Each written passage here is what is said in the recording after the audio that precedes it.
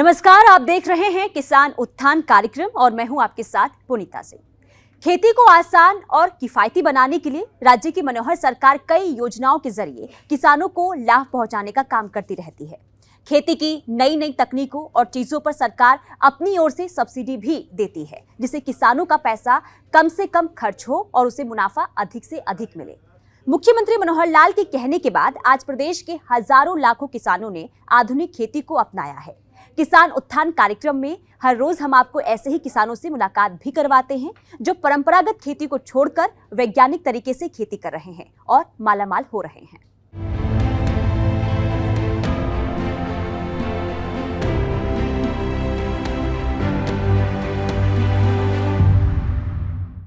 किसानों की उन्नति ही देश की प्रगति है। इस सोच के साथ मुख्यमंत्री मनोहर लाल ने किसानों के हित में एक के बाद एक कई कदम उठाए हैं, जिसका लाभ प्रदेश के हजारों लाखों किसानों को मिल भी रहा है। किसानों ने अब परंपरागत खेती को पीछे छोड़कर आधुनिक खेती पर बल देना शुरू कर दिया है, जिससे छोटे बड़े सभी किसानों को सालाना लाखों रुपए की आमदनी भी हो रही है। तो चलिए ऐसे ही सोनीपत के किसान से आपकी मुलाकात करवाते हैं। साल 2014 में मनोहर सरकार सत्ता में आई और किसानों की समस्या को पहली प्राथमिकता दी। प्रदेश सरकार की ओर से किसानों को खेती करने के लिए हर संभव मदद दी जाने लगी और इन्हीं भरोसे के दम पर आज प्रदेश का किसान मनोहर सरकार की तारीफ करते हुए नहीं थक रहा है। हालांकि अब इसमें कोई दो राय नहीं है कि प्रदेश की मनोहर सरकार ने किसानों के हित में कई उचित कदम उठाए हैं, जिसका सीधा फायदा प्रदेश के किसानों को मिलता दिख रहा है। मुख्यमंत्री मनोहर लाल के भरोसे पर उतरकर जो किसान पारंपरिक खेती को छोड़कर आधुनिक खेती को अपना रहे हैं, ऐसे किसानों को प्रदेश सरकार की ओर से हर संभव मदद दी जा रही है, जिसके वो हकदार हैं। और इतना ही नहीं, सरकार ने प्रगतिशील किसान सम्मान नाम से योजना भी बना रखी है, जिससे ऐसे किसानों को सम्मानित भी किया जा रहा है। प्रगतिशील किसानों को दिए जाने वाले सम्मान के पीछे मुख्यमंत्री मनोहर लाल की सोच उन किसानों को प्रेरित करना है जो अभी भी पारंपरिक खेती कर रहे हैं।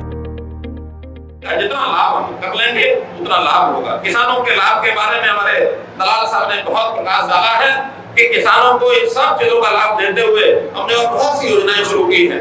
चाहे केंद्र की योजना है, प्रधानमंत्री जी ने हमारे जो किसान सम्मान निधि हर साल 6,000 रुपया किले का मिलता है, एक किसान को मिलता है। फसल बीमा योजना प्रधानमंत्री ने शुरू की। आपदा के समय कोई भी खराबा अगर होता है उसका जो मुआवजा है हमने 10,000 से बढ़ा करके 15,000 रुपए किया।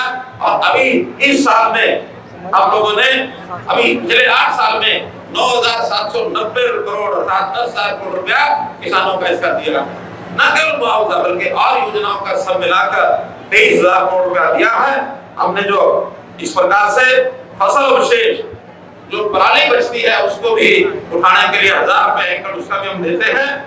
इसी प्रकार हम लोगों ने पानी के जो बड़े बड़े टैंक खेतों में वो भी बनवाने के लिए योजनाएं बनाई हैं। अभी तक 4,000 टैंक ये बना चुके हैं, ताकि कहीं गर्मी के दिनों में पानी की कमी हो तो उस टैंकों में से पानी लेकर के भी माइक्रो इरिगेशन से खेती को करते हैं। हमारे यहाँ प्रगतिशील किसान ये एक श्रेणी है, इनको प्रोत्साहन देने के लिए हमने कहा है कि प्रगतिशील किसान अपने जैसे किसानों को ट्रेंड करें। हम उसके लिए योजना लाए हैं ताकि वो अगर अच्छा प्रदर्शन करते हैं तो उनको भी पुरस्कार देते हैं, और अगर अपने जैसे 5 किसान 10 किसान और तैयार करते हैं उसके लिए भी उनको प्रोत्साहन राशि देते हैं। ट्रेनिंग के लिए भी वो आगे आते हैं, इसलिए उनको भी मैं बहुत से योजनाओं के अंदर शामिल करता हूँ। साल 2014 में मुख्यमंत्री मनोहर लाल ने प्रदेश की सत्ता को संभाला तो उन्होंने सबसे पहले किसानों की आय को दोगुना करने के बारे में सोचा और जी जान से किसानों के हित में फैसले लेने के लिए जुट गए। इसकी बदौलत है कि प्रदेश का आज किसान खुशहाल है और मुख्यमंत्री मनोहर लाल के गुणगान कर रहा है। करे भी क्यों ना, किसानों को किसी भी प्रकार की कोई भी परेशानी सामने आई तो सबसे पहले मुख्यमंत्री मनोहर लाल ने उस दुविधा को दूर करने का काम किया है।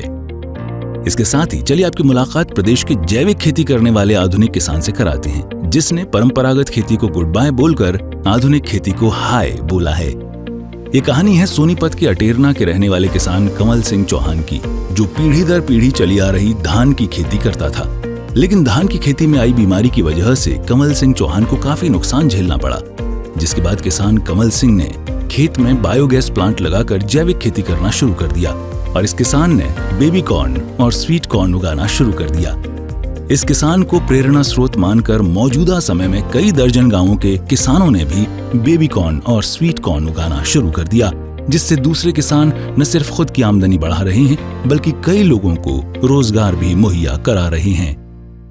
मैंने 1998 में बेबी कॉर्न की खेती शुरू की। सबसे पहले 18 सितंबर 1998 को बेबी कॉर्न बोया और इससे जो है आमदनी इतनी हुई कि गेहूं और धान दोनों फसलों में मिला के भी इतनी आमदनी नहीं होती थी।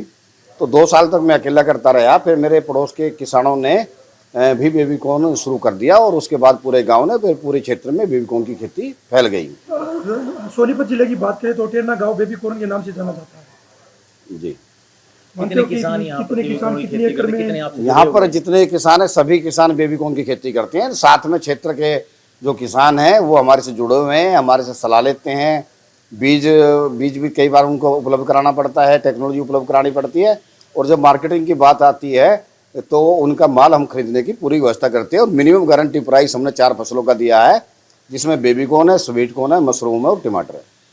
कितने किसान आपसे जुड़े हुए हैं, कितने मजदूर काम करते हैं? लगभग हमारी सारी इंडस्ट्रीज में 500 के करीब जो है मजदूर काम करते हैं और ट्रांसपोर्टर, अकाउंटेंट और भी काफ़ी लोग जुड़े हुए हैं। साथ में 10,000 किसान जो बेबी कॉर्न की, टमाटर की, मशरूम की खेती करते हैं और स्वीट कॉर्न की खेती करते हैं, वो हमारे से जुड़े हुए हैं। देखो, खेती करना पहले खेती में बाजार का रूप नहीं था। किसान के पास सब चीज़ गांव में ही उपलब्ध होती थी। अब खेती ने बाजार का रूप लिया। खेती में जो इनपुट है उनकी संख्या बहुत बढ़ गई है। जैसे रासायनिक खाद है, दवाइयाँ है, बीज है, सब बाजार से खरीदना पड़ता है। तो अब कुल मिला के जो है खेती में ज़्यादा फायदा तो नहीं रहा है, क्योंकि इनपुट ज़्यादा हो गए हैं। परंतु यदि हम कुछ ऐसी खेती कर रहे हैं जिसकी ज़रूरत है, जिसका एक्सपोर्ट हो सकता है, तो उसमें जरूरी है किसान की आमदनी बढ़ रही है। कितने एकड़ में आप कवल सिंह जी इस टाइम बेबी कॉर्न की खेती कर रहे हैं? नहीं, मैं अब यदि पर्सनल तौर पे बताऊं तो मैं 20 एकड़ में अभी बोए हुए हैं मैंने, और करीब 20-25 एकड़ हमेशा रहते हैं। और साथ में हमारे साथ जो किसान जुड़े हुए हैं 10-15 गाँवों के आसपास के, वो सब बेबी कॉर्न की खेती करते हैं। जो माल तैयार करते हो यहाँ पे विदेशों में भी सप्लाई करते हो? हम 2 तरह से माल तैयार करते हैं। एक तो जो बेबी कॉर्न आता है तो कैन करते हैं, उसको डब्बा बंद करके सुरक्षित कर देते हैं, वो देश की मार्केट में जाता है, पूरे देश में जाता है। दूसरा फ्रेश बेबी कॉर्न हम बाई एयर जो है लंदन भेजते हैं। हर रोज 1 से 1.5 टन जाता है। भारत सरकार ने साल 2019 में किसान कमल सिंह चौहान को खेती के क्षेत्र में अच्छा कार्य करने के लिए पद्मश्री से भी सम्मानित किया है। देश के नागरिकों को मिलने वाले सबसे बड़े सम्मानों में से एक पद्मश्री पुरस्कार प्राप्त करने से पहले कमल सिंह चौहान कई मंचों पर सम्मानित हो चुके हैं। राजीव गांधी अवार्ड, NG रंगा अवार्ड, कृषि के क्षेत्र में विशेष योगदान के लिए प्रदेश स्तरीय अवार्ड कमल सिंह को प्राप्त हो चुके हैं। आज ये किसान दूसरे किसानों के लिए भी एक प्रेरणा स्रोत का काम कर रहा है। पद्मश्री सम्मान सरकार ने इसलिए दिया कि हमारे यहाँ 500 करीब मजदूर काम करते हैं। महिलाओं को यहाँ रोजगार मिला हुआ है अपने घर के पास ही, और साथ में 10,000 किसानों की आमदनी दुगनी ही नहीं 3 से 4 गुनी बढ़ गई है। और क्या पद आपको दिया गया है?